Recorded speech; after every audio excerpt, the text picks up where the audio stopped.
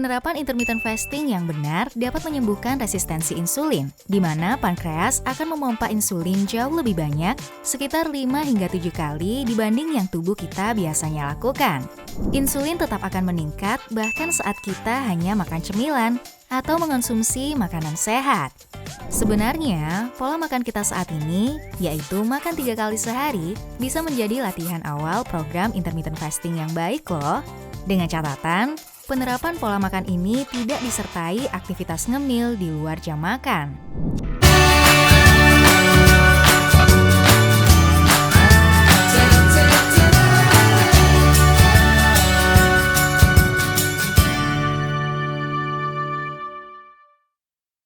Intermittent fasting merupakan salah satu program diet yang belakangan ini populer dan mulai banyak diminati oleh orang-orang di seluruh penjuru dunia. Tapi sebenarnya, apa sih intermittent fasting itu? Dalam video ini, channel Atur Pola Makanmu akan menjelaskan seputar intermittent fasting, manfaatnya bagi kesehatan dan bagaimana cara melakukan intermittent fasting yang benar, terutama bagi para pemula yang baru mau belajar. Tonton terus sampai akhir yuk! Sebelum beranjak ke pembahasan terkait intermittent fasting, subscribe dulu channel ini yuk! Jangan lupa juga nyalakan lonceng pemberitahuan agar kamu nggak ketinggalan informasi menarik lainnya. Intermittent fasting adalah jenis diet yang memperbolehkan kita makan apa saja di jam tertentu, tetapi juga mengharuskan kita berpuasa di jam lainnya. Berbeda dengan program diet pada umumnya yang cenderung mengatur apa yang dimakan, intermittent fasting lebih menekankan pada pengaturan waktu makan, yakni kapan seseorang makan dan kapan seseorang berhenti makan.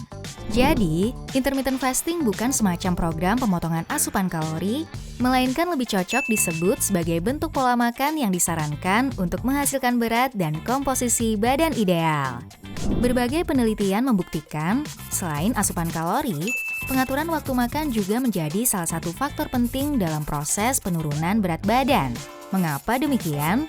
Hal ini dikarenakan kapan kita makan berkaitan dengan dua hormon utama dalam tubuh, yakni hormon pertumbuhan atau human growth hormone yang berperan besar dalam proses pembakaran lemak dan hormon insulin yang memiliki fungsi sebaliknya, yakni berperan dalam proses penyimpanan lemak dalam tubuh. Lalu, apa kaitannya program intermittent fasting dengan kedua hormon tersebut?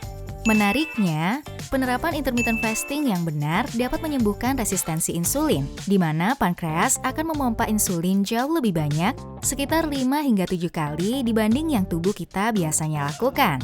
Yang perlu digarisbawahi berkaitan dengan prinsip intermittent fasting adalah, setiap kali kita makan, kadar insulin dalam tubuh akan meningkat. Banyak orang berpikir, kadar insulin hanya akan meningkat ketika mengonsumsi makanan dengan kandungan karbohidrat dan gula.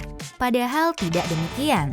Insulin tetap akan meningkat bahkan saat kita hanya makan cemilan atau mengonsumsi makanan sehat. Setiap kali kita makan, kadar insulin akan naik. Padahal, insulin berperan dalam proses penyimpanan lemak. Jadi, coba bayangkan kalau kita dikit-dikit ngemil. Seberapa besar lemak yang mendekam dalam tubuh kita? Lalu, bagaimana sebaiknya? Yap, terapkan intermittent fasting atau pengaturan waktu makan yang memungkinkan tubuh nggak terlalu banyak menyimpan insulin dan memiliki cukup waktu untuk melakukan pembakaran lemak. Sebenarnya, pola makan kita saat ini, yaitu makan 3 kali sehari, bisa menjadi latihan awal program intermittent fasting yang baik loh. Dengan catatan, penerapan pola makan ini tidak disertai aktivitas ngemil di luar jam makan. Jadi sederhananya begini, pagi hari kita sarapan, lalu setelah itu nggak makan lagi sampai jam makan siang. Dan setelah makan siang, kita juga nggak boleh mengonsumsi apa-apa lagi sampai jam makan malam. Saat tubuh kita tidak mengonsumsi apa-apa, saat itulah pembakaran lemak terjadi. Jadi, kalau nggak makan apa-apa selain di jam makan, tentu bakal membantu banget buat nurunin berat badan.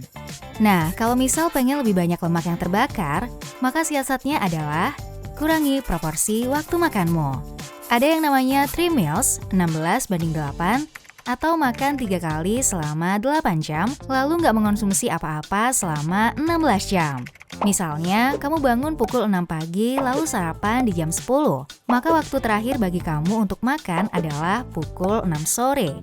Dengan demikian, kamu punya waktu sebanyak 8 jam untuk makan dan setelahnya, kamu nggak boleh mengonsumsi apapun lagi.